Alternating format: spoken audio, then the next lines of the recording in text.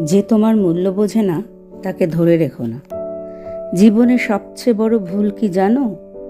যে মানুষ তোমার ভ্যালিউ বোঝে না তাকে বারবার ধরে রাখার চেষ্টা করা। তুমি যতই ভালোবাসো, যতই কেয়ার করো, যদি সে তোমার গুরুত্ব না বোঝে তাহলে সেই সম্পর্ক তোমাকে শুধু কষ্টই দেবে। একটা কথা মনে রাখবে, সবাই তোমার হৃদয়ের দাম বুঝবে না। তুমি হয়তো সত্যি মন থেকে কাউকে ভালোবাসো, কিন্তু তার মানে এই না যে সে তোমাকে ইকুয়ালি ভ্যালিউ দেবে। অনেক মানুষ আছে যারা শুধু তোমার প্রেজেন্স ইউজ করবে, কিন্তু তোমার অ্যাবসেন্স ফিল করবে না। এটাই পেইনফুল রিয়ালিটি। যখন তুমি বারবার নিজের ভ্যালিউ এক্সপ্লেন করতে থাকো, বারবার নিজের জায়গাটা বুঝতে চাও, তখন তুমি নিজের রেসপেক্ট লুজ করতে শুরু করো। যে সত্যি তোমাকে বুঝবে তাকে তোমার ইম্পর্টেন্স এক্সপ্লেন করতে হবে না, সে নিজেই বুঝবে।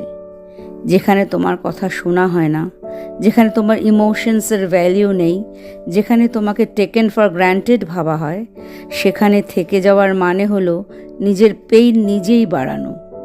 কখনো কখনো চলে আসাটাই হিলিং। অনেকেই ভাবে ছেড়ে দেওয়া মানে হেরে যাওয়া, কিন্তু না, কখনো কখনো ছেড়ে দেওয়া মানে নিজেকে বাঁচানো। নিজের পিস, নিজের রেসপেক্ট, নিজের মেন্টাল হেলথ, এসব প্রোটেক্ট করাও স্ট্রেংথ। স্টিভ জবস বলেছিলেন, have the courage to follow your heart. আর হার্ট অনেক সময় বলে, এগিয়ে যাও, পেছনে তাকিও না। জোর করে কাউকে ধরে রাখতে হয় না। যারা সত্যি তোমার, তারা তোমার ফ্লস, পেইন, স্ট্রাগলস সব কিছু নিয়েই থাকবে। আর যারা শুধু সুবিধের সময় পাশে থাকে, তারা একদিন না একদিন চলে যাবেই। তাই রং পিপল ধরে রাখতে গিয়ে নিজেকে হারিয়ে ফেলো না। তাই আজ যদি কেউ তোমার মূল্য না বোঝে, তাকে ধরে রাখার জন্য নিজেকে ছোট করো না। কারণ তুমি যতটা ইম্পর্ট্যান্ট তা সবাই বুঝবে না।